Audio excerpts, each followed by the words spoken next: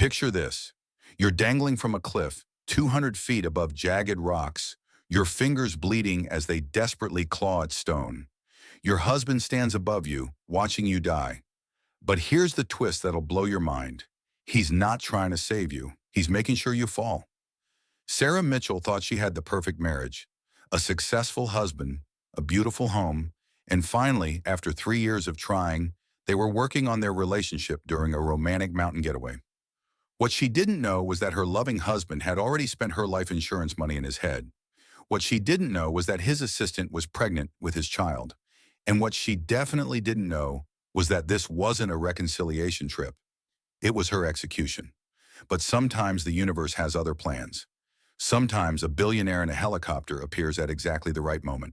And sometimes the woman you tried to erase from existence comes back stronger, smarter, and absolutely determined to destroy you. This is the story of how a pregnant wife's worst nightmare became her greatest transformation, how betrayal became power, how a woman legally declared dead returned to serve justice at her own husband's engagement party. You think you know how this story ends? Trust me, you don't. The wind howled through the canyon as Sarah Mitchell dangled from the rocky ledge, her fingers bleeding as they clawed desperately at the jagged stone. Her pregnant belly pressed against the cliff face, while her husband Brad stood 30 feet above, his silhouette dark against the morning sky. The sound of her own screaming echoed off the canyon walls, but no help was coming. Not from the man who had promised to love and protect her forever. "Brad, please," she screamed, her voice breaking with desperation and disbelief. "Help me. I'm carrying your child." But Brad didn't move. He simply stared down at her with cold, calculating eyes that she no longer recognized. The man she had married, the man she had trusted with her whole heart and soul, watched her struggle for her life with the detached interest of someone observing an ant drowning in a puddle. There was no panic in his expression, no frantic attempts at rescue, no desperate calls for help, only satisfaction. "The baby was never part of my plan," Brad called down, his voice carrying easily in the mountain air, with a casual cruelty that made her blood freeze. "Neither were you, Sarah. Not anymore." Her grip was slipping with each passing second. Each moment felt like an eternity as gravity pulled at her exhausted body with relentless determination. Below her, the canyon floor weighted 200 feet down, nothing but rocks and certain death. Above her, the man she loved was letting her die with the same cold efficiency he brought to his business deals.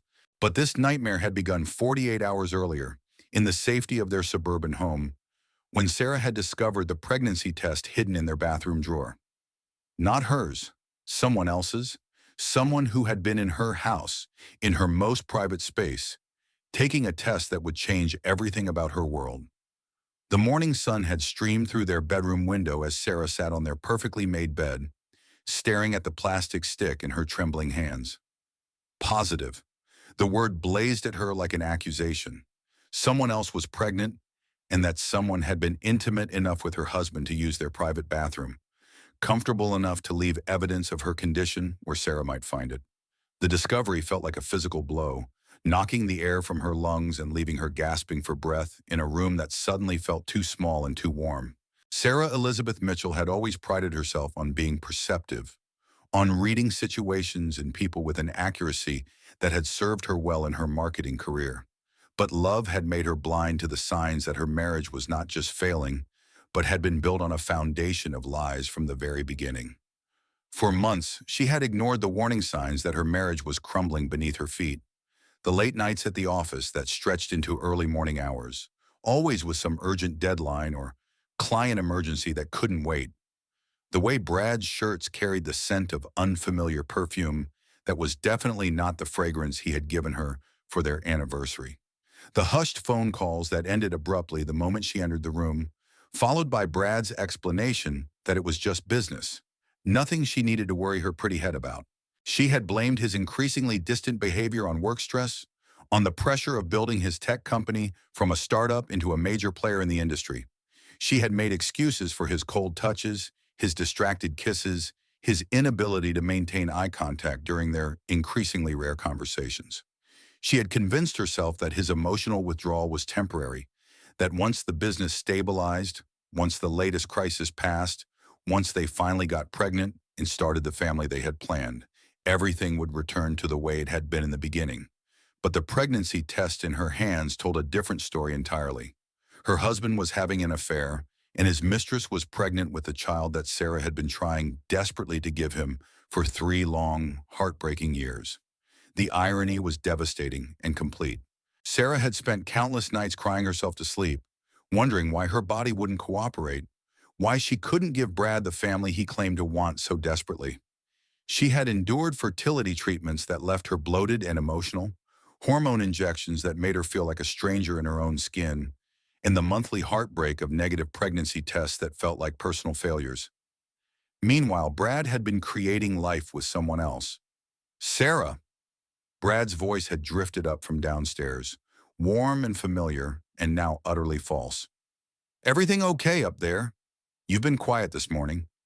She had quickly hidden the test in her purse, her mind racing through possibilities and explanations, desperately hoping there was some innocent reason for its presence in their bathroom. Maybe it belonged to her sister who had visited last month and stayed overnight. Maybe Brad had picked it up by mistake at the pharmacy when he was getting her vitamins. Maybe there was some explanation that didn't involve the complete destruction of everything she believed about her life. But even as she grasped for alternative explanations, like a drowning woman reaching for driftwood, Sarah knew the truth with a certainty that made her stomach turn. The perfume on his shirts wasn't a mistake. The restaurant receipts for expensive dinners at places they had never been together weren't accidents. The way he had been pulling away from her physically and emotionally wasn't temporary stress that would resolve itself once business improved. Her husband was betraying her in the most fundamental way possible, and she had been too trusting, too naive, too desperately in love to see it until the evidence was literally in her hands. When Brad appeared in their doorway moments later, Sarah forced herself to look at him with new eyes, as if seeing him for the first time. He was still handsome at 32, with the kind of boyish charm and easy confidence that had first attracted her 6 years ago when they met at a technology conference in San Francisco. His dark hair was perfectly styled despite the early hour, his expensive suit tailored to showcase his athletic build, his smile warm and practiced and completely false.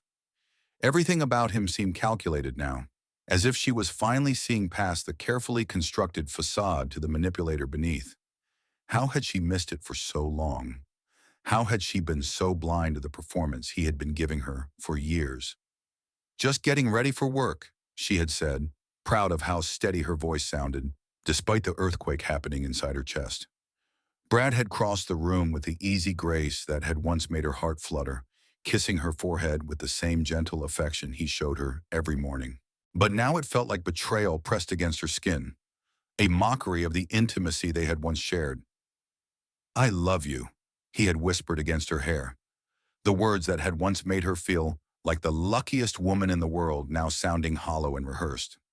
"I love you too," she had whispered back, already mourning the death of those words and everything they had once meant. The confrontation had been everything Sarah feared and nothing like she expected. She had spent the entire day at her part-time consulting job, her mind spinning with possible scenarios and explanations. Her hands shaking every time she touched the pregnancy test hidden in her desk drawer, like a piece of evidence in a crime she was still trying to understand. By evening, she had convinced herself that there had to be some reasonable explanation, some misunderstanding that could be cleared up with a simple conversation between two adults who loved each other.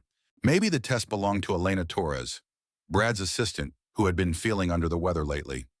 Maybe she had used their bathroom during the company party they had hosted last month and forgotten the test there. Maybe there was some innocent explanation that would allow Sarah to continue believing in her marriage and her future. But Brad hadn't denied the affair when she placed the pregnancy test on their coffee table that night, setting it down between their 2 cups of cooling tea like a bomb waiting to explode. He hadn't shown surprise or confusion or any of the emotions she had been expecting from an innocent man confronted with false accusations. Instead, he had looked at the plastic stick with mild annoyance, as if Sarah had discovered something inconvenient but not particularly important or surprising. "How long?" Sarah's voice had been steadier than she felt, her hands clasped tightly in her lap to keep them from shaking visibly. Her entire world was collapsing around her, but some stubborn part of her refused to let Brad see her break completely. Does it matter? Brad had shrugged with casual indifference, settling back into his leather chair with the confidence of a man who had been caught but wasn't particularly concerned about the consequences. He looked completely at ease, as if they were discussing the weather rather than the destruction of their marriage. It matters to me. The words came out stronger than Sarah felt, surprising her with their force. She had spent years accommodating Brad's moods, making excuses for his behavior, and smoothing over the rough edges of their relationship to keep the peace. But this betrayal was too massive to ignore or rationalize away.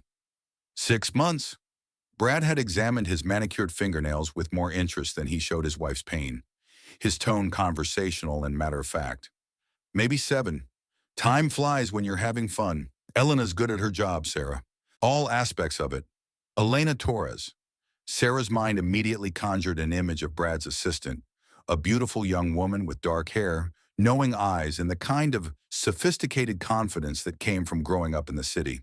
She was 26 to Sarah's 28, ambitious and sharp and everything Sarah had once been before she gave up her career to focus on their marriage and the family they were supposedly building together.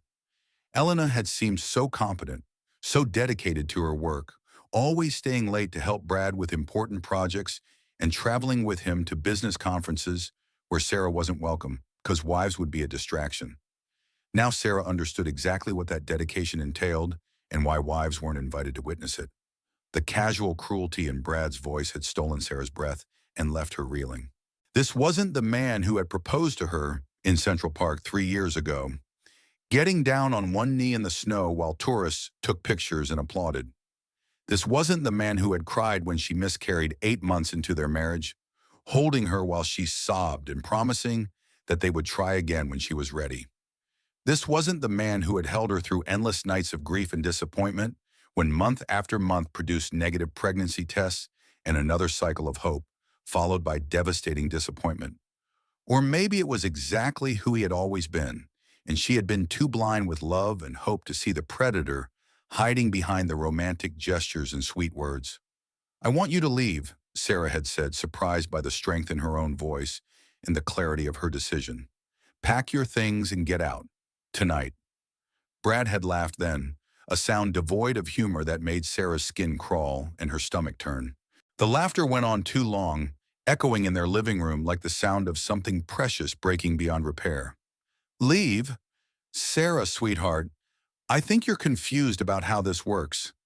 His tone was patronizing, the way someone might speak to a child who had said something amusing but foolish.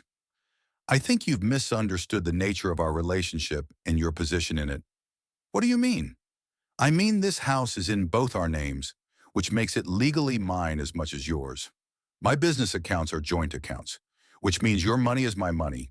Your inheritance from your grandmother is legally mine as much as yours according to the marriage contract you signed." Brad had leaned forward, his eyes glittering with something Sarah had never seen before. Something predatory and calculating that made her feel like prey caught in a trap she hadn't even known existed. The words hit Sarah like a series of physical blows, each one designed for maximum impact and damage. Her grandmother's inheritance had been $2.5 million, money that had funded Brad's business ventures and their comfortable lifestyle. Money that Sarah had given freely and without reservation because she loved him and believed in their future together and wanted to be a supportive wife. "Then I'll leave," she had said, the words coming out before she could stop them. But once spoken, they felt right and necessary, and like the only way to preserve what was left of her dignity. She couldn't stay in this house, in this marriage, with this stranger wearing her husband's face and speaking with his voice. With what money? Brad's smile had turned sharp and predatory, revealing teeth that suddenly looked dangerous. "You quit your job when we got married, remember? You wanted to focus on starting a family, on being the perfect wife and eventual mother, so noble, so trusting, so completely dependent on me for everything." The word trusting had dripped with contempt and mockery, and Sarah had finally understood the full scope of her situation with a clarity that was both illuminating and terrifying. This wasn't a marriage that had failed due to circumstances or misunderstandings, or the natural drift that sometimes happens between couples.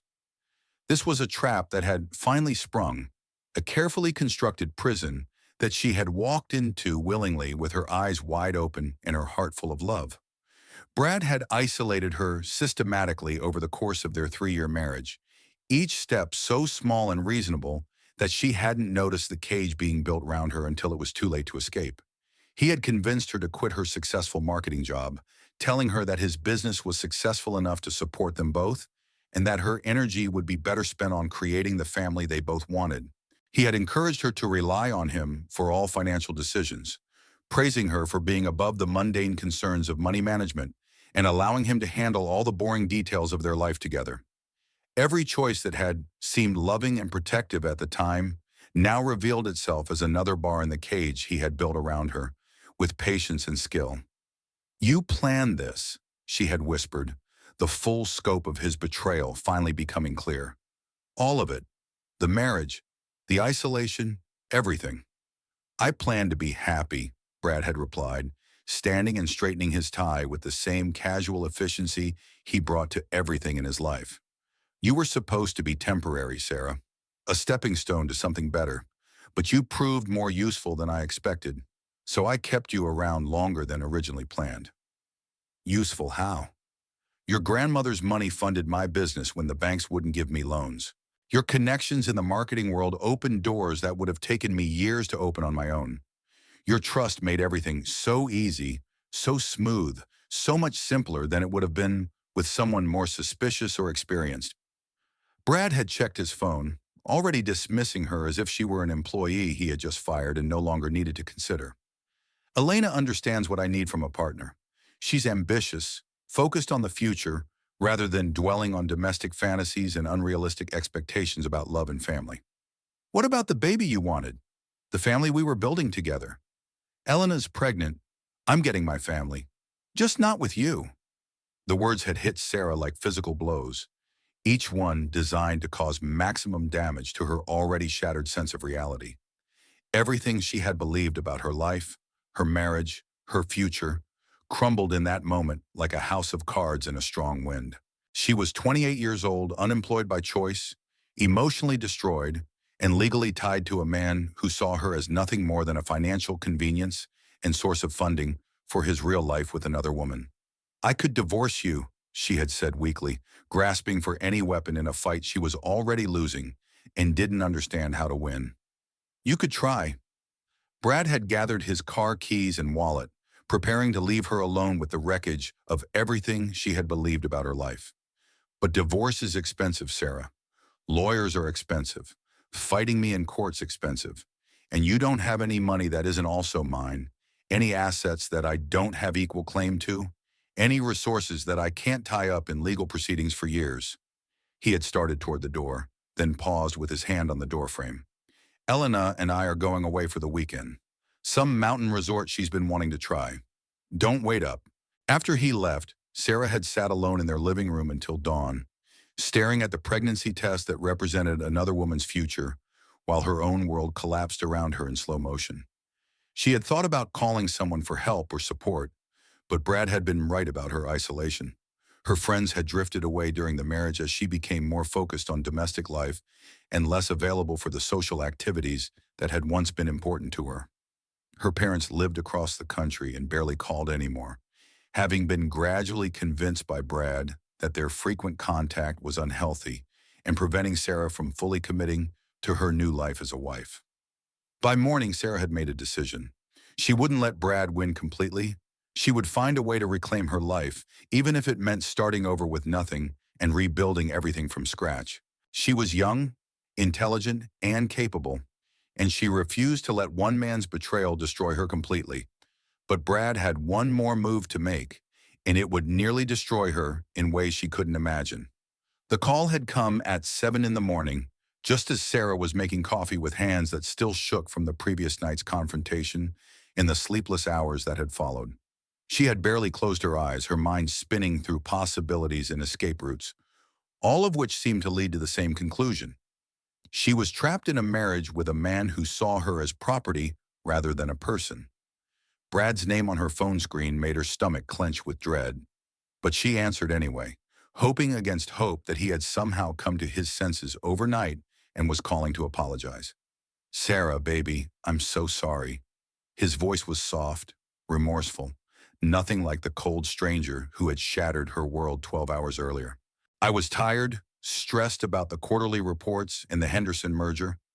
I said terrible things that I didn't mean, things that don't represent how I really feel about you and our marriage.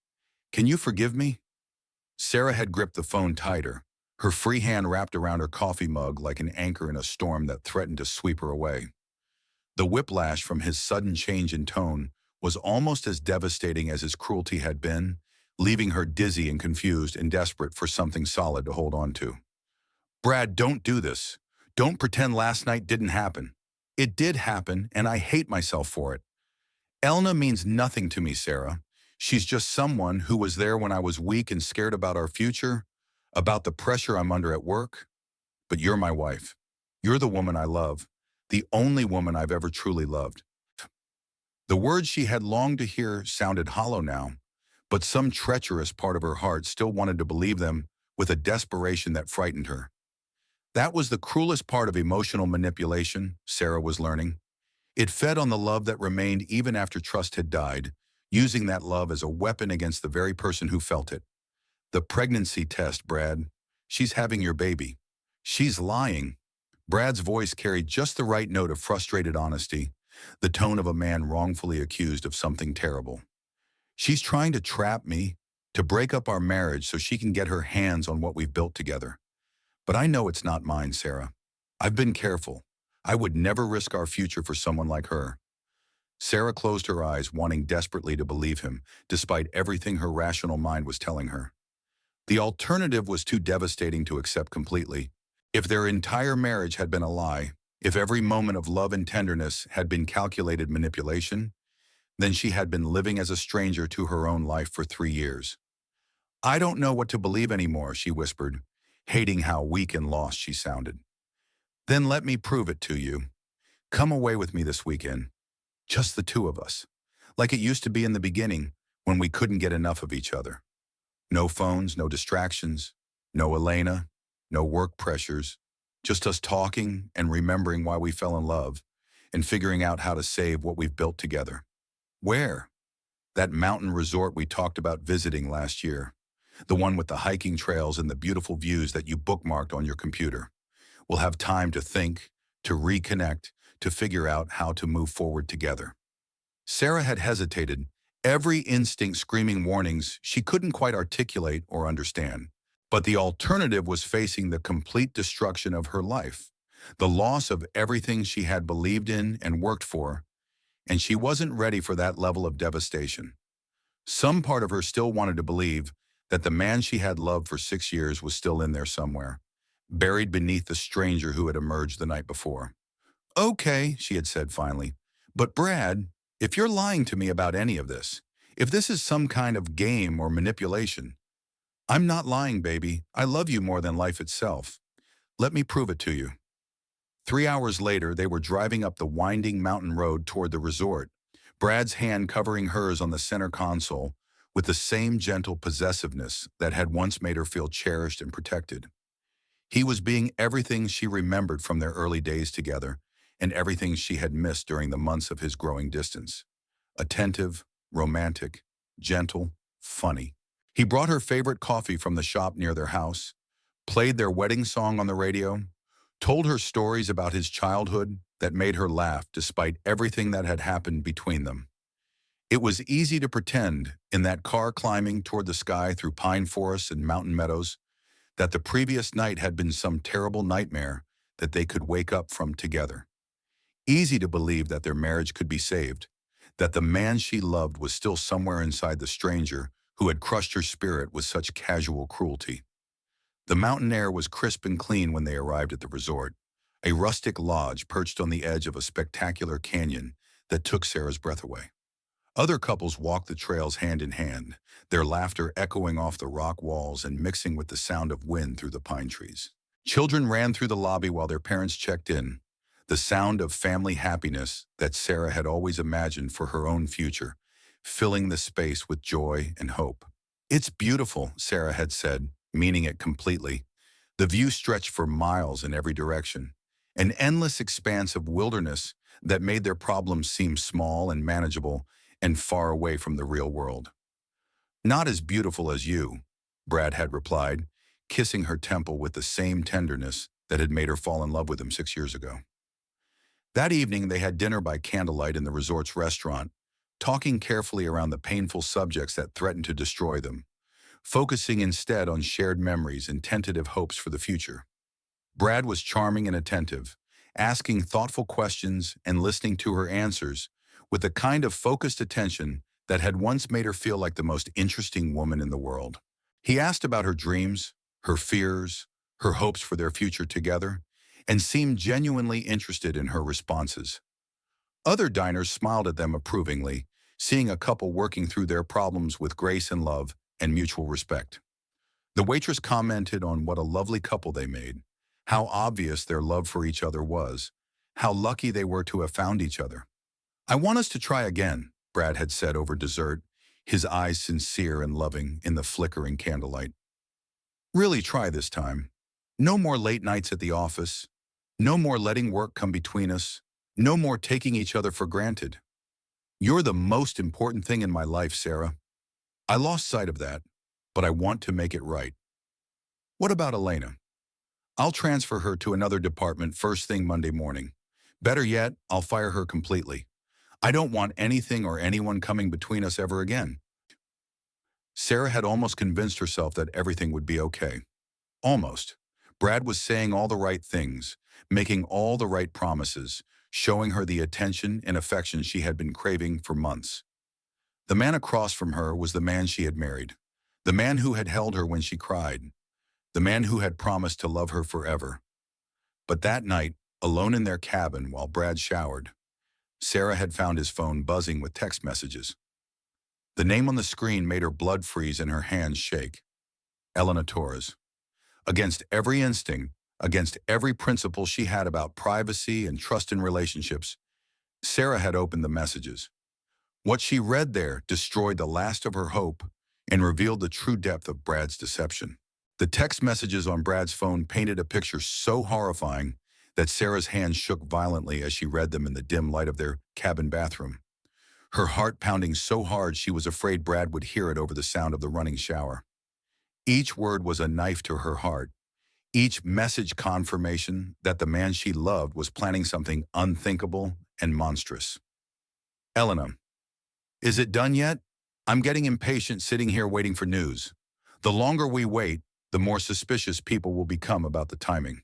Brad, tomorrow morning during our reconciliation hike, the trail I scouted yesterday has a perfect drop with no witnesses and no cameras. Just a tragic accident during what everyone will think was a romantic attempt to save our marriage." Elena, and you're absolutely sure about the insurance money? We can't afford any complications or investigations that might expose us. Brad, $2 million life insurance policy that I convinced her to increase last year, plus her inheritance that's already in joint accounts and becomes mine completely when she's gone. We'll be set for life, baby. Just a few more hours and we're free to be together. Elena, I love you so much. See you when you get back tomorrow night. Don't let her suffer too much if you can help it. Brad, she won't feel a thing, I promise. One push when she's looking at the view and it's over. Quick and clean. Elena, what if someone sees you? What if there are other hikers on the trail? Brad, I've got it all planned out. The trail I picked is remote, no cell service, perfect drop onto rocks that will make it look like an accident. I'll be the devastated husband who tried to save her, but couldn't reach her in time. Elena, you're so smart, so careful. This is why I love you. We're going to be so happy together. Brad, just you, me, and our baby. The family I always wanted. Sarah's entire world collapsed as she read those words, her legs giving out beneath her as she sank to the bathroom floor with her back against the door. The man sleeping 10 feet away wasn't trying to save their marriage or prove his love or give them a second chance. He was planning to murder her in cold blood and make it look like an accident so he could collect her life insurance and inheritance and start a new life with his pregnant mistress. Every romantic gesture over the past 24 hours, every tender word, every moment of hope he had given her had been calculated cruelty designed to get her alone in the mountains where no one would witness her death or question his story about a tragic accident. The hiking trail he had suggested so casually, the remote location he had chosen so carefully, the way he had insisted they leave their phones in the cabin for their morning walk to disconnect from technology and reconnect with each other. It was all part of his carefully constructed plan to kill her. Sarah had stumbled to the toilet, her stomach heaving, as the full scope of Brad's betrayal crashed over her like a physical force. Not only was he stealing her money and destroying her marriage, he was planning to end her life. The man she had trusted completely, the man who had held her when she cried, the man who had promised to love and protect her forever, was going to push her off a cliff and collect $2 million for his trouble. She tried to run then, grabbing her purse and keys with hands that wouldn't stop shaking, her mind filled with images of Brad's hands pushing her into empty space. But Brad was already awake when she emerged from the bathroom, standing in the doorway like a sentinel, his body blocking her only escape route with casual efficiency. "Sarah, what's wrong, baby? You look pale like you've seen a ghost." "I need some air," she had managed to say, clutching her purse against her chest like a shield that might somehow protect her from what was coming. "At midnight? That's dangerous, sweetheart. Mountain lions hunt at night, and there are steep drops everywhere around here. Easy to get lost in the dark and never be found." Brad had stepped closer, his body language shifting subtly from concerned husband to predator guarding his prey. "Come back to bed. We have a big day tomorrow." The words that should have sounded loving now carried a sinister double meaning that made her skin crawl and her blood run cold. A big day, the day he planned to kill her and make it look like an accident. "I just need to walk for a minute, clear my head about everything that's happened between us. It's dangerous out there in the dark, Sarah. You could fall, get hurt, disappear forever, and no one would ever find you." Brad had moved to block the door completely, his 6-foot frame filling the doorway. "Come back to bed. Everything will be clearer in the morning light." Sarah had looked into his eyes and seen death waiting there, patient and calculating and absolutely certain of its success. But she had also seen something else, the absolute confidence of a man who believed his victim was helpless and had no idea what was coming. Brad didn't think she knew about his plan. He didn't think she was capable of fighting back or outsmarting him or surviving what he had planned for her. That arrogance would be his first mistake, but it might also be her only chance. "You're right," Sarah had said, forcing herself to smile and seem calm despite the terror clawing at her chest. "I'm just nervous about tomorrow, about us, about our future, about whether we can really make this work."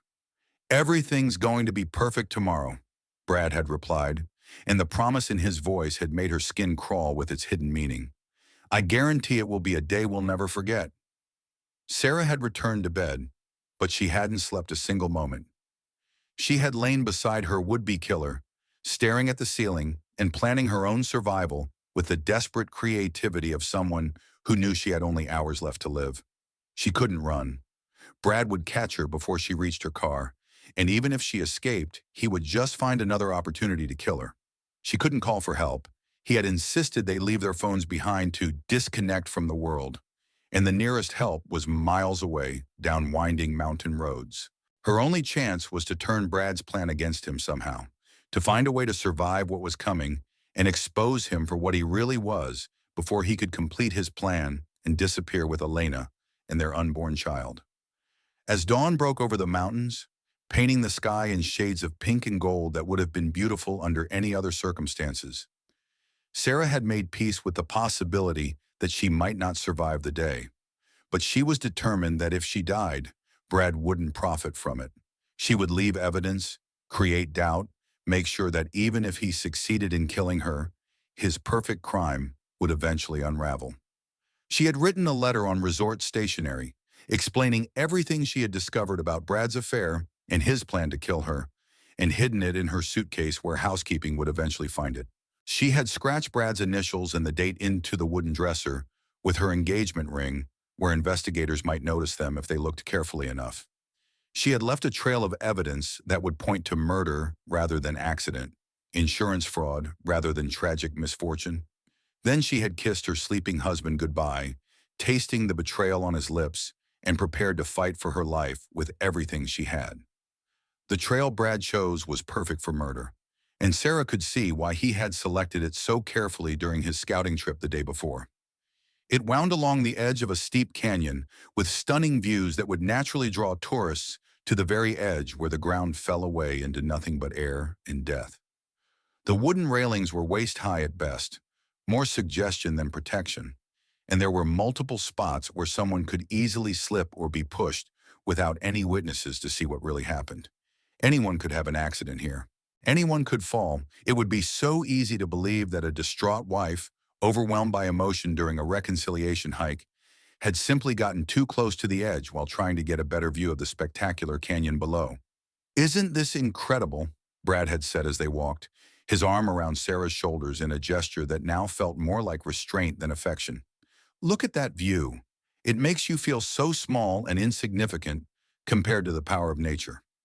Sarah had looked, forcing herself to appreciate the beauty, even as terror clawed at her chest. 200 feet straight down to jagged rocks and certain death. The morning sun made the canyon walls glow red and gold, beautiful and terrible in equal measure. Other hikers had passed them early on the trail, but they were alone now, exactly as Brad had planned when he chose this remote section of the path.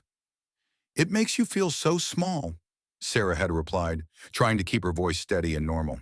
Every step forward felt like walking toward her own execution, but she couldn't let Brad see her fear. Not yet. She needed to maintain the pretense that she suspected nothing until the very last moment. "Small problems in a big world," Brad had agreed, and she heard the double meaning in his words with crystal clarity. His grip on her shoulder tightened almost imperceptibly, steering her toward the most dangerous section of the overlook. "Sometimes people just disappear out here, get too close to the edge, lose their footing, and nature takes care of the rest. No one to blame, nothing anyone could have done differently." They had stopped at a scenic overlook where the trail curved closest to the cliff edge, the spot Brad had obviously chosen for its combination of beauty and isolation. A wooden railing separated hikers from the drop, but it was only waist-high, more suggestion than protection. The nearest other hikers were specks in the distance, too far away to help but close enough to serve as witnesses to his grief after the fact. "Sarah," Brad had said, his voice taking on the gentle tone he used when he wanted something important, "I need you to know how sorry I am about everything, about Elena, about the things I said last night, about hurting you so deeply." Sarah had turned to face him, seeing the lie written across his handsome features with perfect clarity now that she knew what to look for. "I know you are. I want to start over completely. Fresh slate, clean beginning. No more secrets between us. No more lies or deceptions or misunderstandings." "No more secrets," Sarah had agreed, her hand moving instinctively to her pocket where she had hidden a small recording device she had purchased from the resort gift shop the night before. Whatever happened next, she wanted his confession recorded for posterity. "Good." Brad's smile had been warm and loving, the expression of a devoted husband trying to repair his marriage. "Because I have one more secret to tell you, and then everything will be clear between us." That was when his mask had finally fallen away completely. The gentle expression vanished like smoke in the wind, replaced by cold calculation and something that might have been hunger for violence. His hands had moved to her shoulders, no longer tender, but gripping with painful intensity that would leave bruises if she lived long enough for them to develop. "The secret is that I never loved you, Sarah. Not for one single day of our marriage. You were useful, nothing more. Your money was useful. Your trust was useful. Your complete inability to see what was right in front of your face was incredibly useful. But love, you were always too needy, too clingy, too desperate for affection and validation. It was exhausting pretending to care about your feelings and your dreams and your pathetic fantasies about domestic bliss." Sarah felt her heart break all over again, but this time she was ready for it. The pain was still devastating, but it was also confirmation that everything she had suspected was true. The man she had loved for 6 years had never existed except as a carefully constructed lie designed to exploit her trust and steal her money. "Then why did you marry me?" she asked, proud of how steady her voice sounded, despite the terror clawing at her chest. "Your grandmother's inheritance. $2.5 million that became community property the moment you said, I do, like the naive little girl you've always been. Plus your life insurance policy that I convinced you to increase last year when I told you we needed to protect our future family. Another 2 million that becomes mine when you're gone. Aha, when I'm gone? Sarah kept her voice level, her finger pressed firmly on the record button hidden in her pocket. Tragic accident during a reconciliation hike. Grieving wife gets too close to the edge while admiring the beautiful view, loses her footing, falls to her death while her devastated husband watches helplessly from a safe distance. Brad's hands had moved from her shoulders to her arms, positioning her closer to the railing, with the practiced efficiency of someone who had rehearsed this moment. I'll be devastated, of course. The widower who tried so hard to save his marriage but lost his beloved wife to a cruel twist of fate. Other hikers were still visible in the distance, too far away to help but close enough to serve as witnesses to his grief after the fact. Perfect positioning for his story about trying unsuccessfully to save her. People will comfort me, Brad had continued conversationally, as if discussing dinner plans rather than her imminent murder. They'll tell me it wasn't my fault, that I shouldn't blame myself for not being able to reach you in time. Elena will be there to help me through my grief, of course. We'll wait a respectful amount of time before going public with our relationship, maybe 6 months or so. You've thought of everything, Sarah had said, marveling at the depth of his planning and the coldness of his calculations. I have. Even the timing is perfect. Elena's pregnancy is just starting to show, which fits perfectly with the timeline of finding comfort in each other's arms after my tragic loss. We'll say grief brought us together, that we found healing and shared affection. Very romantic, very tragic. People love that kind of story. The baby, Sarah whispered, the final piece of his betrayal clicking into place. You got her pregnant on purpose. Of course. Elena understands what I need from a partner. She's ambitious, focused, willing to do whatever it takes to get what she wants. Unlike you, with your pathetic dreams of suburban domesticity and white picket fences. The cruelty in his voice was breathtaking and absolute. This wasn't just about money or even about replacing her with Elena. This was about the complete erasure of everything Sarah had believed about her life and her worth as a human being. There's just one problem with your plan, Sarah said, meeting his eyes directly. What's that? I know about it. The moment Sarah spoke those words, Brad's entire demeanor changed like a switch being flipped. The practiced charm vanished completely, replaced by something primal and dangerous that made her realize she was looking at the real Brad Mitchell for the first time in their relationship. His grip on her arms tightened until she could feel bones grinding together, and his eyes went flat and cold like a predator's that had been interrupted while stalking its prey. What did you say? I said I know about your plan. I read your text messages last night while you were in the shower. I know about Elena's pregnancy, about the insurance money, about everything you and she have been planning. I know you brought me here to kill me. For a heartbeat, Brad looked genuinely surprised, as if the possibility that his victim might discover his plan had never occurred to him. Then his expression shifted to something that might have been respect if it hadn't been wrapped in such obvious malice and contempt. Clever girl, I underestimated you completely. I thought you were too trusting, too naive, too desperate to believe in our marriage to see what was right in front of your face. You did. But it doesn't matter now. Brad's voice was calm, conversational, as if they were discussing hiking trails rather than her imminent murder. Knowing doesn't change anything about your situation. You're still here with me, alone and isolated. I'm still stronger than you, and you're still going to fall to your death while I watch. Brad had started pushing her backward toward the railing, using his greater size and strength to force her closer to the edge with methodical determination. Sarah fought back desperately, clawing at his hands, trying to break free from his grip. But he was too strong and too determined, and had the advantage of planning and preparation. Help me, Sarah had screamed at the top of her lungs, hoping the distant hikers might hear her voice echoing off the canyon walls. Somebody help me, please. Scream all you want, Brad had panted, forcing her back another step toward the edge. By the time anyone gets here, you'll already be gone, and I'll be the grieving husband who tried desperately to save you. I'll tell them you were upset about our marriage problems. that you got too close to the edge while you were crying and lost your footing. Tragic accident, just like I planned. Sarah's back had hit the wooden railing, the only thing between her and a 200-foot drop to certain death on the rocks below. Brad's hands had moved to her throat, not quite choking her, but making his intentions crystal clear and giving her a preview of what was coming. "Any last words before you take your final step?" he had asked, his breath hot against her face and reeking of coffee and deception. "Yes," Sarah had gasped, fighting for every breath. "You forgot about the recording." "What recording?" Sarah had smiled grimly despite her terror, her hand moving to her pocket, where the small device had been capturing every word of his confession since they started their conversation. "The one that's been running since we started talking.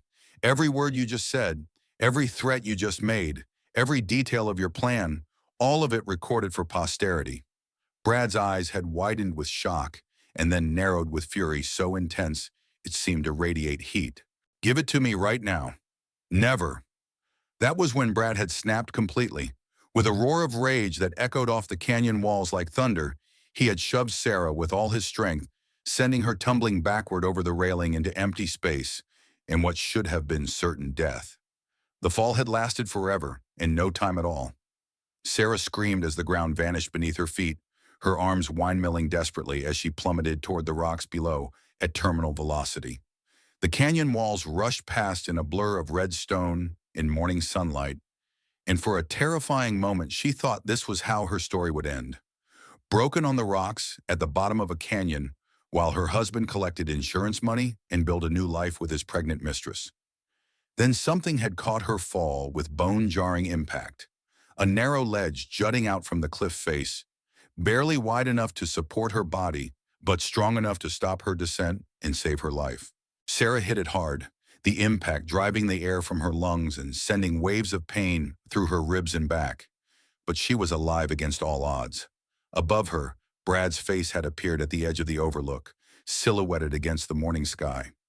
For just a moment, she saw something that might have been relief in his expression, as if some small part of him was glad she had survived. Then it hardened into calculation again as he realized what her survival meant for his carefully constructed plan. "Sarah," he had called down, his voice carrying clearly in the mountain air and dripping with false concern. "Oh my God, are you hurt? Can you move? Help me," Sarah had gasped, clinging to the rocky ledge with hands that were already slippery with blood from the rough stone. "Please, Brad, I can't hold on much longer. Pull me up." "I know you can't," Brad had replied, and there was something almost gentle in his voice that was more terrifying than any threat. "I'm sorry it has to be this way, but you should have just accepted the divorce quietly like a civilized person. You forced my hand by being so suspicious and paranoid." Sarah had looked up at him in disbelief, even now amazed by his ability to make everything her fault.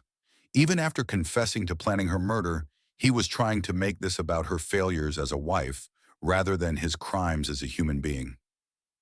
"The recording," she had managed to say through gritted teeth, her arms burning with the effort of supporting her body weight.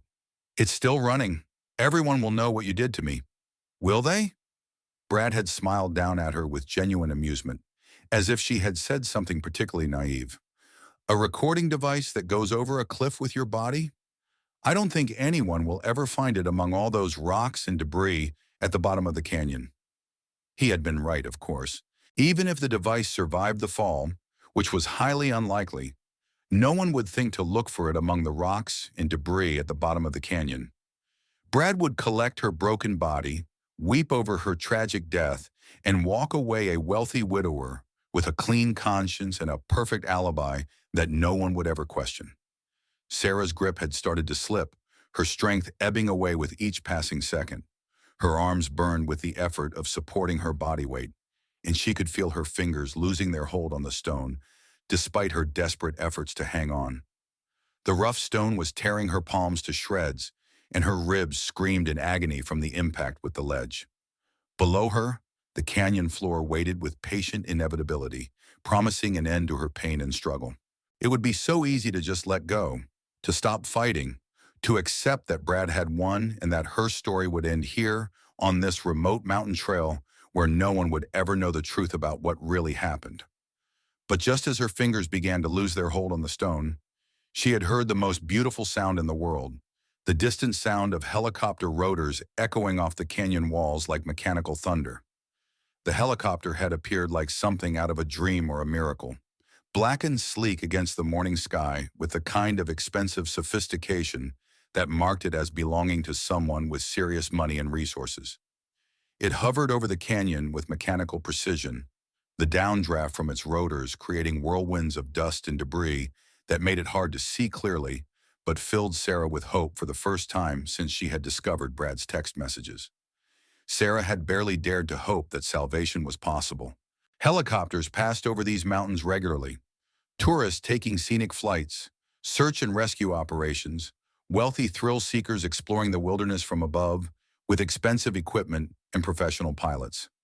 There was no reason to think this particular aircraft would notice her predicament or have any reason to care about one woman clinging to a ledge in the middle of nowhere. But as the aircraft descended closer to the cliff face with obvious intention and purpose, Sarah had seen a figure in the open doorway that made her heart leap with possibility. A man with dark hair and sharp, intelligent features, wearing expensive outdoor clothing that marked him as someone accustomed to wealth and adventure. He was looking directly at her with the kind of focused intensity that suggested this was no accidental rescue mission. Above her, Brad had stepped back from the edge, clearly panicked by this unexpected development that threatened to destroy his carefully constructed plan. Sarah had heard him shouting something, but the helicopter noise had drowned out his words completely. Not that it mattered anymore. Whatever lie he was preparing to tell, the evidence of her fall and his failure to help her would speak louder than any explanation he could fabricate. The man in the helicopter had signaled to someone Sarah couldn't see, then rappelled down toward her ledge with the kind of professional efficiency that suggested extensive training and experience with dangerous rescues. As he drew closer, Sarah had gotten a better look at her unlikely savior. He was perhaps 35 years old, with the kind of rugged handsomeness that suggested regular physical activity and excellent health care. His clothes were casual but expensive, the kind of outdoor gear that cost more than most people made in a month, and was designed for serious adventurers rather than weekend hikers. "Ma'am," he had called out as he reached her position, his voice calm and authoritative despite the precarious circumstances and the wind from the helicopter rotors. "I'm James Rothschild. I'm going to get you out of here safely." Rothschild, even in her desperate state, clinging to a cliff face and fighting for her life, Sarah had recognized the name immediately. One of the wealthiest families in the country, known for their business empire, philanthropic efforts, and tendency to appear in the society pages of expensive magazines. What was a billionaire doing in a helicopter over this particular canyon at this particular moment when she needed rescue more than she had ever needed anything in her life? "Can you move your arms without losing your grip?" James had asked, already securing a rescue harness around her waist with practiced efficiency and obvious expertise. "I think so," Sarah had gasped, her voice barely audible over the helicopter noise but filled with gratitude and relief. "Good. I'm going to lift you up to the aircraft. Try to stay as still as possible and let me do all the work. You're safe now." The ascent had been terrifying and exhilarating in equal measure, a journey from certain death to miraculous salvation that Sarah would remember for the rest of her life. She had clung to James as they rose through the air, the canyon floor falling away beneath them until it became a distant abstraction rather than an immediate threat. The ledge that had saved her life grew smaller and smaller until it was just another feature of the rock face, no longer the narrow margin between life and death, but simply part of the landscape. In the helicopter, skilled medical personnel had immediately begun treating her injuries with the kind of professional competence that money could buy. Nothing was broken, but she was bruised and bloodied, her hands torn from gripping the rough stone, her ribs aching from the impact with the ledge.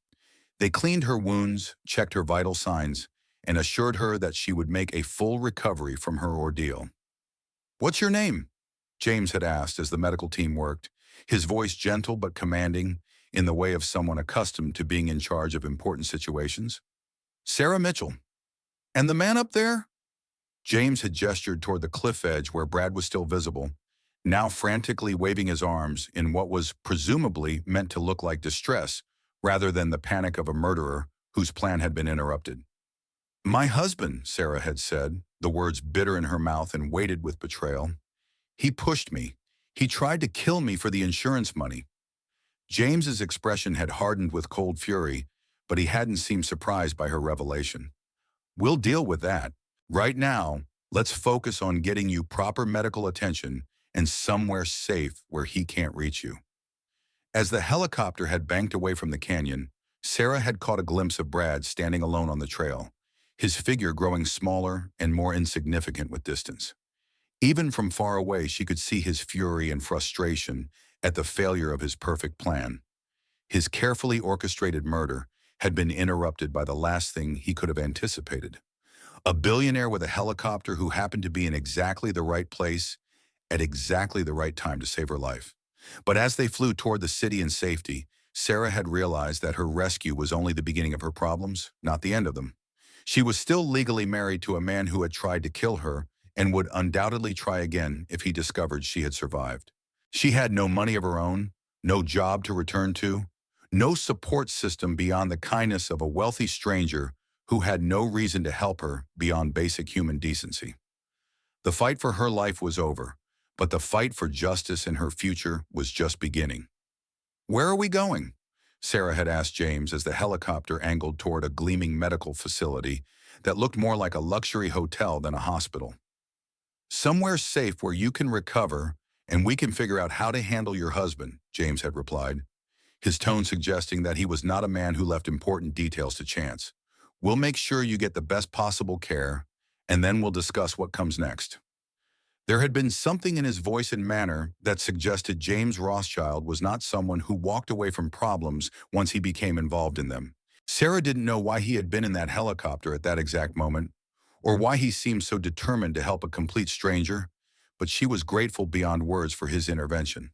For the first time in 24 hours, she felt like she might actually survive this nightmare and find a way to reclaim her life from the wreckage of Brad's betrayal. The private medical facility where James had taken Sarah was unlike any hospital she had ever seen or imagined existed outside of movies about the lifestyles of the extremely wealthy.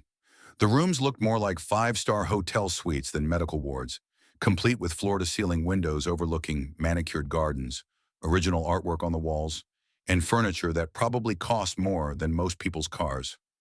The staff moved with quiet efficiency, attending to her needs without the rushed urgency typical of emergency rooms, as if they had all the time in the world to ensure her complete comfort and recovery. But despite the luxury surrounding her and the obvious expense of her care, Sarah felt like she was living in a waking nightmare that grew worse with each passing hour. The television in her room played news reports that made her blood run cold and her hands shake with rage and disbelief. According to every major network and newspaper, Sarah Mitchell was dead. Local businessman Brad Mitchell reported the tragic death of his wife earlier today, the news anchor said with practiced solemnity and just the right amount of emotion. Sarah Mitchell, 28, fell to her death during a hiking trip intended to repair their troubled marriage. Her body has not yet been recovered due to the difficult terrain and dangerous conditions, but authorities consider the fall unsurvivable based on witness statements and the evidence at the scene. The screen showed a photograph of Sarah and Brad from their wedding day 3 years ago, both of them smiling and radiant with happiness that now seemed like a cruel joke played by fate. Below it, the headline read in bold letters, "Tragic End to Marriage Reconciliation Attempt." Sarah had stared at her own obituary with a mixture of horror, rage, and disbelief that threatened to consume her completely. Brad had called in her death before her body had even been found or recovered. He had prepared his grief, rehearsed his sorrow, and presented himself to the world as a devastated widower before the rescue helicopter had even left the canyon or brought her to safety. The speed and efficiency of his deception was breathtaking and terrifying. "He's claiming I'm dead," Sarah had said to James when he came to check on her progress and ensure she was receiving proper care. "He's already giving interviews to reporters about our troubled marriage and his tragic loss. Look at him. He's actually crying on camera." James had studied the television screen with cold, calculating eyes that reminded Sarah of a predator evaluating prey or a chess master planning moves several steps ahead. He works fast and thinks on his feet. Very calculated, very thorough, very dangerous. What do I do? How do I prove I'm alive without alerting him to where I am? If he finds out I survived his attempt to kill me, you don't prove anything yet. Not until we're ready. James had turned away from the television to face her directly, his expression serious and intense. Your husband tried to kill you once, and he obviously put a lot of planning and preparation into that attempt. If he discovers you survived, he'll try again, and next time he'll be more careful and more thorough. So what do I do?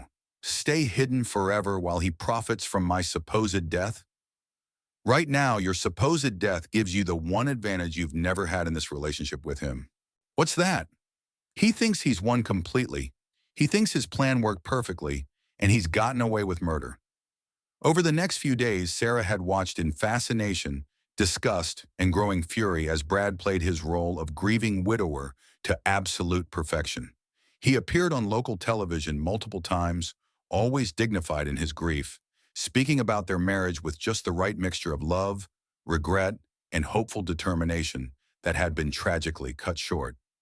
Sarah and I had our problems like any married couple, he had told a sympathetic interviewer, his voice catching slightly in what appeared to be genuine emotion. We were trying to work through them, trying to rebuild what we had lost over the past year. She was so beautiful, so full of life and hope for our future together. I keep thinking about our last conversation, how optimistic we both were about starting fresh and making our marriage work. The interviewer had leaned forward with practiced empathy and just the right amount of professional concern. This must be incredibly difficult for you to talk about so soon after such a tragedy. It is, but I think Sarah would want people to know how hard we were trying, how much love there still was between us despite our problems. Brad had paused to compose himself, his eyes glistening with what appeared to be genuine tears that fooled everyone watching. But I know she would want me to move forward eventually to find happiness again. She was that generous, that loving, that concerned about my well-being even when we were struggling. Sarah had thrown a water glass at the television screen, watching it shatter with satisfaction that was immediately replaced by renewed fury. Brad was rewriting their entire relationship history, painting himself as the devoted husband and her as the understanding wife who would want him to find love again after a respectful period of mourning. But even as Brad performed his grief for the cameras and the public, Sarah had noticed something else in the news coverage that made her stomach turn. Elena Torres appeared at his side in several shots, identified as a close family friend who was helping Brad through this difficult time. She was dressed conservatively and appropriately for a grieving friend, but to Sarah's trained eye, the slight curve of her belly was unmistakable even beneath loose-fitting clothing designed to conceal her condition. "Look at her," Sarah had said to James, pointing at the screen with shaking hands. "She's not even trying to hide it anymore." Hide what exactly? The pregnancy. She's carrying Brad's child, and now that I'm supposedly dead, they don't have to pretend she's just his assistant anymore. They can start building their story about finding comfort in each other's arms during his time of grief. James had studied Elena's image with the same calculating expression he brought to everything, analyzing her appearance and body language with the attention to detail that had probably made him successful in business. How far along would you estimate she is? Maybe 4 months, 5 at most. Sarah had done the math in her head, each calculation like a knife to her heart, and another piece of evidence of Brad's long-term deception. Which means she got pregnant while Brad was still pretending to love me, still talking about starting a family with me, still playing the role of devoted husband who was trying to save our marriage. Perfect motive, James had said simply. For what? Murder. He wanted you gone permanently so he could start fresh with her and their child. No messy divorce proceedings, no splitting of assets, no lengthy legal battles over custody or support payments. Just a clean slate, a tragic accident, and a lot of insurance money to fund their new life together. Sarah had felt a chill run down her spine that had nothing to do with the air conditioning in her luxurious room. She had known Brad was planning to kill her for money, but seeing him with Elena made it personal in a way that was almost unbearable to contemplate. This wasn't just about greed or financial gain.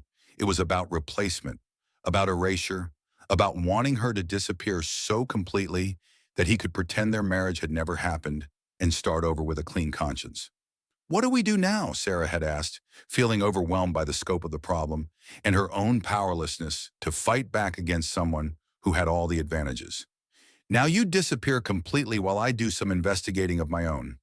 Your husband isn't the only one who can play a long game and plan several moves ahead." Amatorn. James had arranged for Sarah to stay in a private wing of his estate while she recovered from her injuries, and they planned their next move carefully. The Rothschild mansion was like something out of a fairy tale or a movie about the lifestyles of the extremely wealthy, with marble floors, crystal chandeliers, and staff who attended to her every need with discretion and professionalism that money couldn't buy. It was there, in the safety and luxury of his sprawling estate, that Sarah had finally felt secure enough to grieve properly for the life she had lost and the person she had been. She wasn't just mourning her marriage or even her near-death experience on the mountain. She was mourning the person she had been, the trusting wife who had believed in happy endings, who had thought love could overcome any obstacle, who had never imagined that the person she trusted most in the world could be capable of such calculated cruelty. That woman had died on the mountain trail, and Sarah wasn't entirely sure who she was becoming in her place. But as she watched Brad and Elena build their new life on the foundation of her supposed death, Sarah felt something else growing inside her, alongside the grief and loss. It was cold and hard and absolutely unforgiving, like steel being forged in a fire that burned away everything soft and vulnerable. It was the desire for justice, and it was stronger than any emotion she had ever felt in her life. 3 months had passed since Sarah Mitchell officially died, and in that time, Brad had transformed himself into the perfect widower, with the kind of thoroughness and attention to detail that would have been admirable if it hadn't been built on murder and deception. He appeared at charity events with Elena at his side, the two of them presenting a picture of love born from mutual grief and shared comfort that the media found irresistible and the public ate up with enthusiasm. "Brad Mitchell and Elena Torres have found love again after shared loss," read one particularly nauseating headline that made Sarah throw her coffee mug across the room in fury. "The bereaved widower and his late wife's friend have discovered that sometimes the heart can heal through connection with another wounded soul seeking comfort and understanding." Sarah had to admit that the narrative construction was masterful, even as it made her physically ill to read about her own supposed death being used as the foundation for their love story. By positioning Elena as her friend, rather than Brad's secretary and mistress, they had created a story that painted them both as sympathetic figures, rather than adulterers and murderers. No one questioned the timeline too closely, and Brad's grief seemed so genuine and heartfelt that few people thought to dig deeper into his motivations or examine the convenient timing of his recovery. But James Rothschild had been digging with the kind of resources and determination that only unlimited wealth could provide, and what he had found was damning enough to bury Brad forever if they played their cards correctly. "Your husband has been busier than we initially thought," James had said during one of their strategy sessions, spreading a collection of financial documents across the conference table in his estate's private office, like a prosecutor laying out evidence for a grand jury. The room was lined with law books and expensive artwork, the kind of space where million-dollar deals were negotiated with handshakes and lives were changed with the stroke of a pen. Sarah had studied the papers with growing amazement and fury that threatened to overwhelm her completely.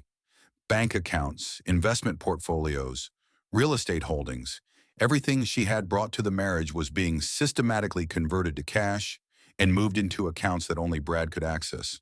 The scope of his theft was breathtaking and complete.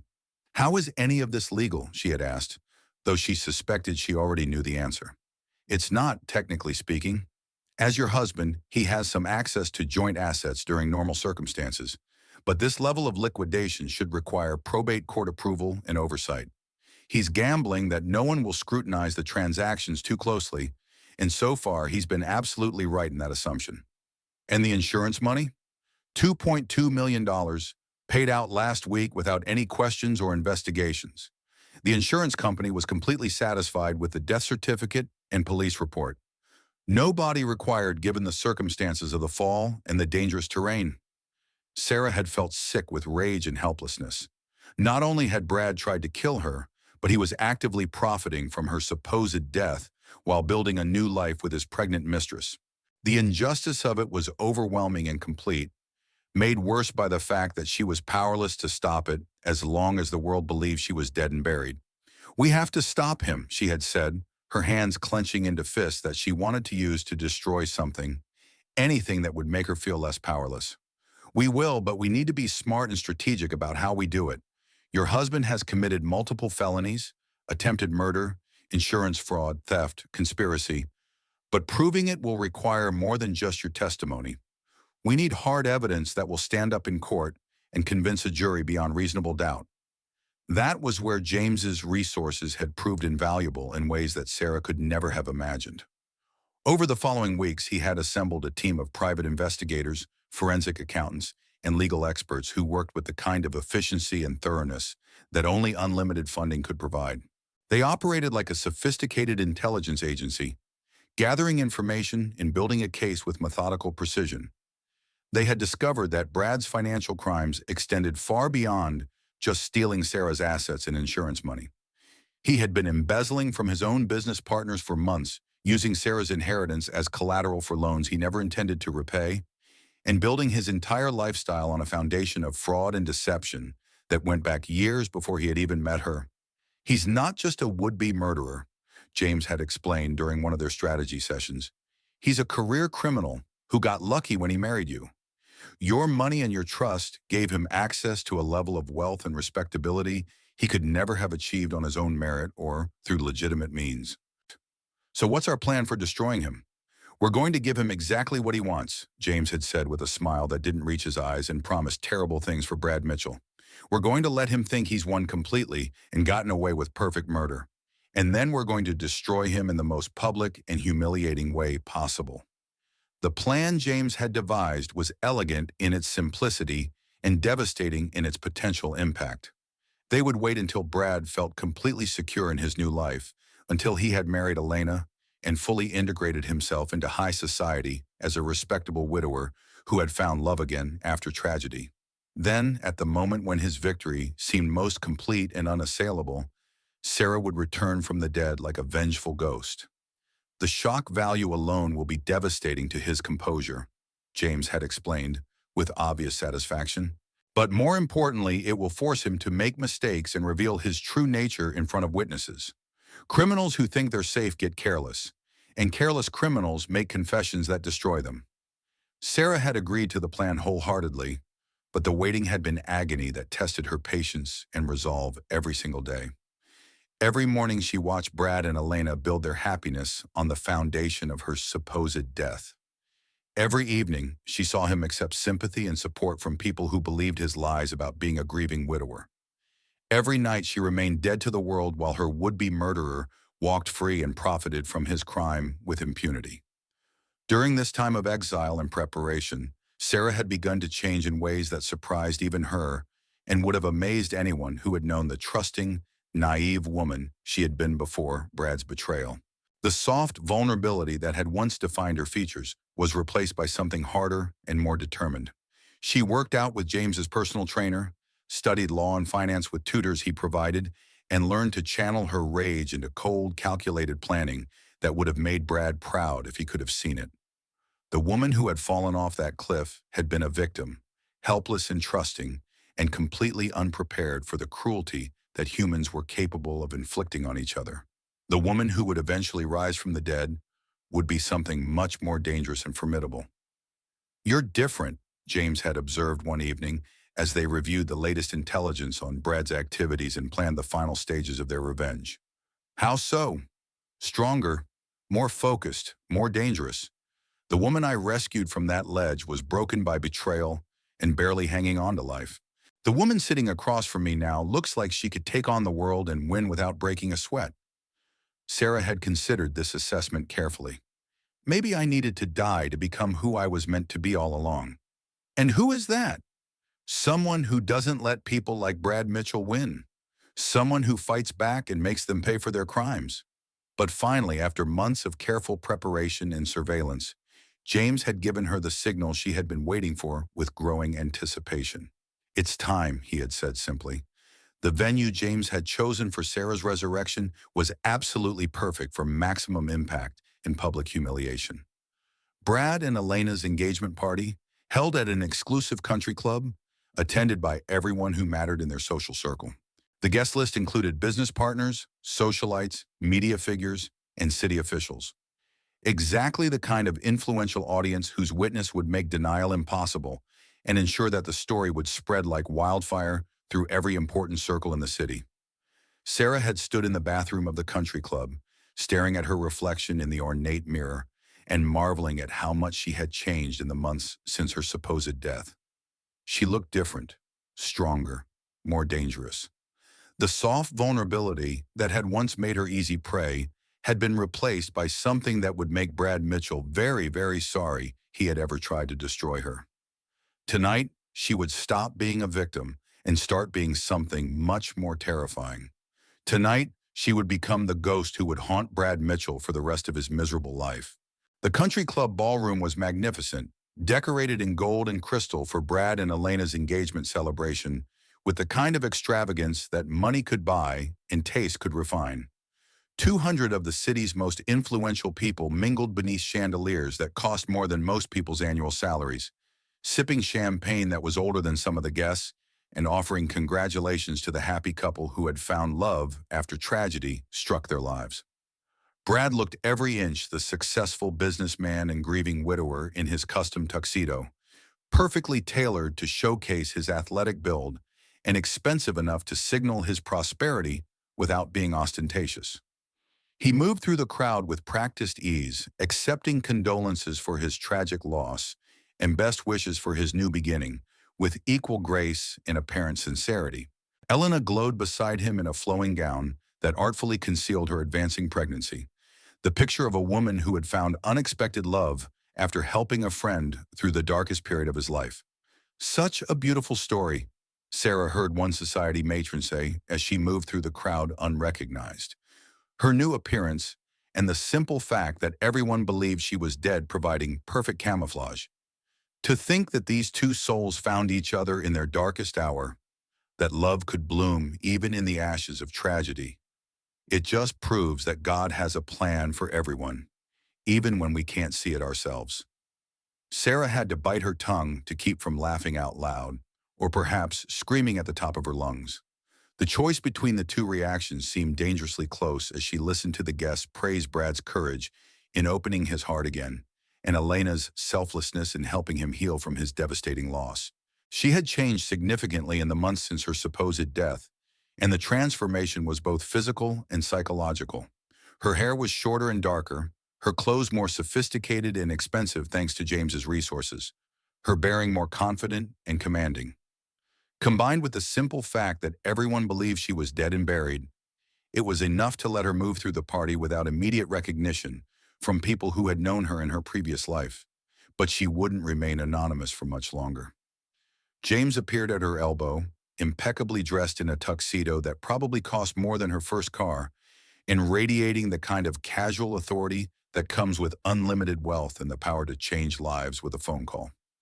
He drew respectful nods from other guests who recognized him as someone important, someone whose presence at their gathering elevated its status and significance. "Are you ready for this?" he asked quietly, his voice barely audible over the classical music and sophisticated conversation that filled the ballroom. "I've been ready for months. I've been dreaming about this moment every night since I read those text messages. Remember, we need him to confess publicly in front of all these witnesses. Everything we've gathered is circumstantial without his admission of guilt in his own words. The recording from the mountain is powerful, but his lawyers will claim it was edited or taken out of context or obtained illegally." Sarah nodded, her hand moving to the tiny recording device hidden in her jewelry that would capture every word spoken in the next few minutes. This time, there would be no question about evidence, no possibility of denial or legal maneuvering that could save Brad from the consequences of his crimes. The moment came when Brad stepped onto the small stage at one end of the ballroom to address his guests, tapping his champagne glass with a silver spoon to call for attention. The room fell silent gradually as conversations died, and people turned toward the sound, their faces expectant and pleased to be included in what they assumed would be a touching moment of gratitude and love. "Friends," Brad began, his voice carrying easily through the room with the practiced confidence of someone accustomed to being the center of attention. "Elena and I want to thank you all for being here tonight to celebrate our engagement and our future together. We know that our happiness has come from tragedy, that we found each other in the aftermath of devastating loss that changed both our lives forever." Sarah felt her stomach turn as Brad continued his speech, painting himself as a devoted husband who had lost his beloved wife in a tragic accident while trying to save their marriage. He spoke about grief, about healing, about the courage to love again after experiencing such profound loss. The audience hung on every word, moved by his apparent sincerity and Elena's quiet strength beside him. "Sarah would have wanted me to be happy," Brad said, his voice breaking with practiced emotion that had fooled everyone for months. "She was that kind of person, generous, loving, selfless to a fault. I know she's watching over us tonight from heaven, giving us her blessing as we start this new chapter of our lives together." The audience murmured approval, some dabbing at their eyes with handkerchiefs as they were moved by his obvious love for his deceased wife and his courage in finding happiness again. Several people nodded knowingly, having heard similar sentiments from other widowers who had found new love after loss. It was a touching scene, made all the more powerful by Brad's obvious sincerity and the genuine affection between him and Elena. That was Sarah's cue for the performance of a lifetime. "How touching," she said, her voice cutting through the applause like a knife through silk, clear and strong, and carrying easily to every corner of the silent ballroom. "But I think you're wrong about what I would have wanted." The silence that followed was absolute and electric. 200 people turned toward the sound of her voice like flowers following the sun, their faces reflecting various stages of shock, confusion, disbelief, and dawning recognition. Conversations died mid-sentence. Champagne glasses froze halfway to lips, and even the waitstaff stopped moving, as if time itself had paused. Sarah stepped forward into the light, letting everyone see her clearly for the first time. She was wearing a red dress that hugged her figure and commanded attention, her hair styled in waves that caught the chandelier light, her makeup perfect and her bearing confident. She looked like a woman attending a party, not a ghost rising from the dead to seek vengeance. "Hello, Brad," she said conversationally, her voice carrying clearly in the silent ballroom and landing like a bomb in the middle of his carefully constructed new life. "Miss me?" Brad's face went through a series of rapid changes that would have been comical if the situation hadn't been so serious. Shock, terror, fury, and finally a desperate attempt to regain control of the situation. His champagne glass slipped from nerveless fingers, shattering on the marble floor with a sound like breaking crystal that seemed unnaturally loud in the silence. Elena simply stared with her mouth open in horror, one hand instinctively moving to protect her pregnant belly, as if Sarah's presence posed a physical threat. "Sarah?" Brad managed to choke out, his voice barely above a whisper and filled with disbelief. "But you're... How are you? This is impossible." "Alive? Yes, I am very much alive." "Disappointed?" The room erupted in whispers and gasps as people began to realize what they were witnessing and reach for their phones to record what was clearly going to be an unforgettable moment. Someone was already calling for security, others were frantically texting friends and relatives about what they were seeing, but most were simply staring in fascination at the impossible scene unfolding before them. This was better than any soap opera, more dramatic than any movie they had ever seen, more shocking than any scandal they had witnessed in their privileged lives. A woman returning from the dead to confront her husband at his engagement party to another woman? It was the kind of story that would be told and retold for years, maybe decades. "I don't understand," Brad said, stepping down from the stage on unsteady legs that barely supported his weight. "The police said the fall was... You couldn't have survived something like that. But I did survive, Brad. I survived your attempt to murder me, and I've spent the last 3 months learning some very interesting things about you and your business practices." Sarah had the entire room's attention now. 200 of the city's most powerful and influential people focused on her with rapt attention. She could see business leaders, political figures, and media personalities all hanging on her every word. Everything that happened here would be public knowledge by morning, reported in newspapers, and broadcast on television stations across the country. Murder? Brad forced a laugh that sounded hollow and desperate in the silent ballroom. Sarah, you're obviously confused or suffering from some kind of trauma-induced delusion. You fell during our hike. It was a tragic accident that I've been living with every day since it happened. Was it really an accident? Because I remember you confessing your plan to kill me for the insurance money. I remember you pushing me off that cliff with your own hands. I remember you standing at the edge, watching me fall, making no attempt to save your wife.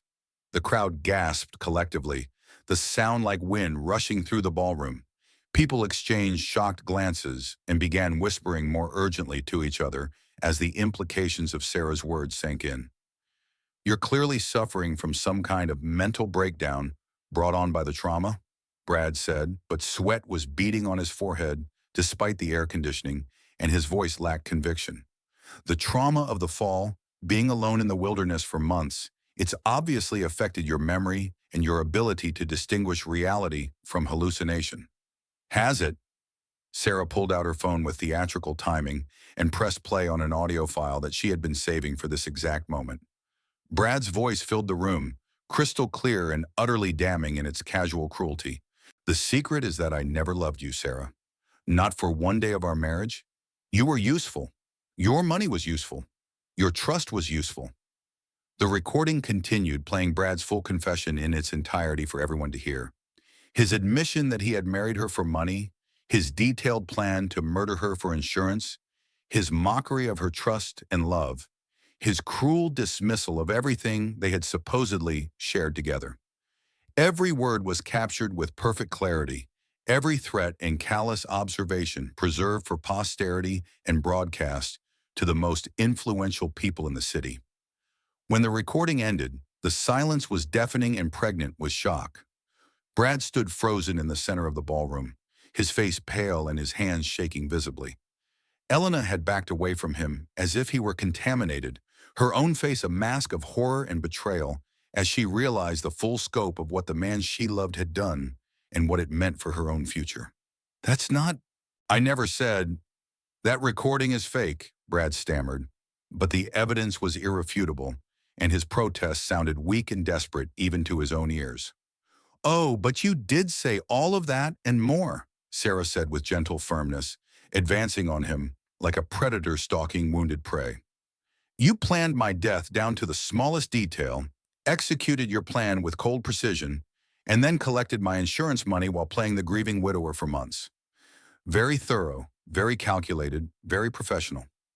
Detective Maya Williams chose that moment to make her entrance, flanked by uniformed officers who had been waiting outside for Sarah's signal. She had been coordinating with James for weeks, gathering evidence and preparing arrest warrants based on the information his investigators had uncovered. Brad Mitchell, Detective Williams said formally, her voice carrying the weight of law and justice in final judgment. You're under arrest for the attempted murder of your wife, insurance fraud, embezzlement, and multiple counts of theft and conspiracy. The scene that followed was pure chaos. Brad struggled briefly as the officers moved to handcuff him, shouting denials and accusations that no one believed anymore. Elena collapsed into a chair, sobbing as she realized her own complicity in the scheme and the destruction of everything she had thought was real and permanent. Guests pulled out phones to record every moment and call reporters, sensing that they were witnessing a story that would dominate headlines for weeks and give them social currency for years to come. The ballroom buzzed with excited conversations as people processed what they had just seen and began spreading the news to anyone who would listen. But Sarah felt only a profound sense of relief washing over her, like a cleansing tide. For months, she had been legally dead while her would-be killer lived freely, profiting from his crime and building a new life on the foundation of her supposed corpse. Now, finally, justice was being served in the most public and humiliating way possible. As Brad was led away in handcuffs, he turned back to look at her one last time, with his hands bound behind him like a common criminal. The mask of charm and manipulation had fallen away completely, revealing the cold predator beneath who had always been there, waiting for the right moment to strike and destroy everything she held dear. "You should have stayed dead," he hissed, his voice filled with venom and hatred that made several nearby guests step back in alarm. "But I didn't," Sarah replied calmly, her voice carrying clearly through the ballroom and ensuring that everyone heard her final words to the man who had tried to erase her from existence. "And that's going to cost you everything you thought you had won."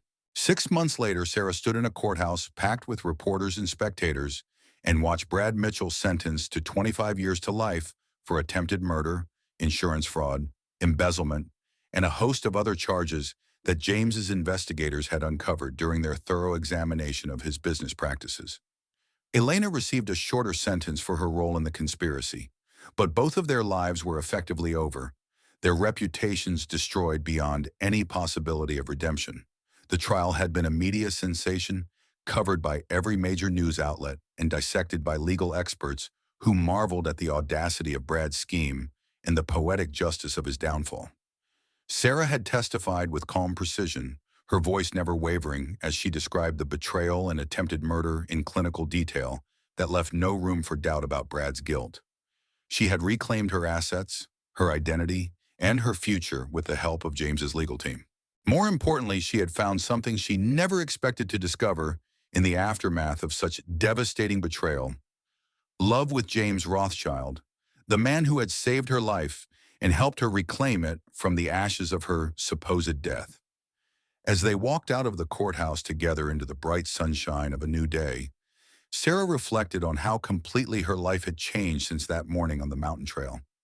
She was no longer the trusting, naive woman who had believed love could overcome any obstacle or that good intentions were enough to protect someone from harm. But she was also no longer the victim who had dangled helplessly from a cliff, begging for mercy from a man who felt none for her suffering. She was a survivor, and that made all the difference in the world. The pregnant wife who had been pushed off a cliff was dead and buried forever. But the woman who had climbed back up from the depths of betrayal and despair was stronger, smarter, and more dangerous than anyone could have imagined. And she was just getting started with the rest of her life. If this story left you shocked, inspired, or just completely speechless, you're not alone. Sarah's journey from victim to victor reminds us that sometimes our darkest moments become the foundation for our greatest comebacks. But here's what I need from you. If this story made you feel something, anger at Brad's betrayal, relief at Sarah's rescue, satisfaction at his downfall, hit that like button right now. Your engagement tells YouTube this content matters and helps us reach more people who need to hear stories about resilience and justice. Drop a comment and tell me, what would you have done in Sarah's situation? Would you have stayed hidden or confronted your betrayer publicly? I read every single comment and love hearing your thoughts. And if you're new here, welcome to our community of story lovers who believe that truth is stranger than fiction and justice always finds a way. Hit that subscribe button and ring the notification bell because we've got more incredible true stories coming your way every week. Finally, share this with someone who needs to hear that survival is possible, that justice exists, and that sometimes the best revenge is simply refusing to stay down when someone tries to destroy you. Remember, you're stronger than you think, braver than you feel, and more powerful than anyone who tries to diminish you. Until next time, keep believing in the power of the human spirit.